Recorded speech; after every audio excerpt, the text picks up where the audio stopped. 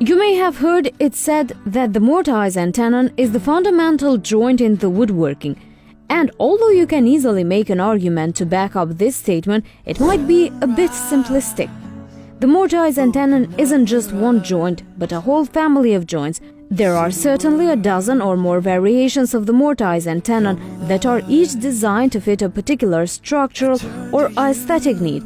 The benefit for woodworkers is that the mortise and tenon offers a real joinery bonanza.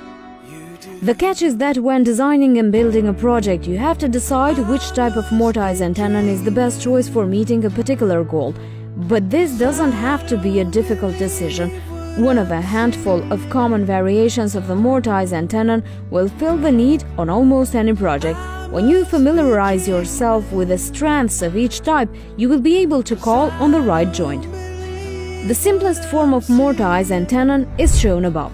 Termed a stop tenon and groove, this joint is made by fitting a short tenon, usually no longer than 5/8, into a continuous groove. This joint has the advantages of being easy to cut and is often used to make cabinet doors and other light-duty frame and panel assemblies. It offers a fair amount of gluing surface, but the open-ended, continuous grooves has weak sides that can crack fairly easily if stressed. This weakness can be overcome by gluing a plywood panel into the grooves. When a deeper, fully enclosed mortise is cut to accept a longer tenon, you end up with a much stronger joint, drawing above. Since the sides of the mortise are supported by the wood on either end, the chance of splitting is much less likely.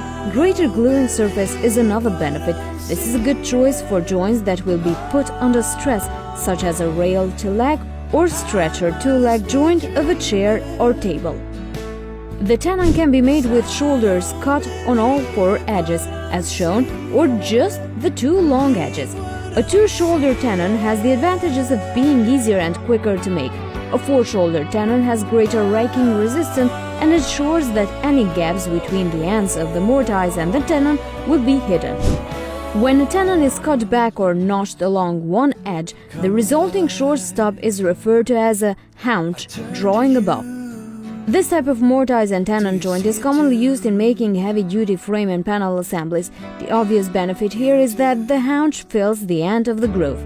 A haunched tenon can also offer structural benefits. For example, when making a large table frame, a haunched tenon offers a slightly stronger choice for joining the rails to the legs. The mortise can be reduced in length and kept back from the end of the leg, reducing the likelihood of splitting. A shallow groove between the mortise and the end of the leg holds the haunch on the tenon.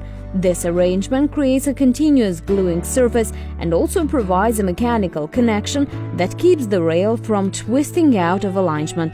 Thanks for watching. Until next time.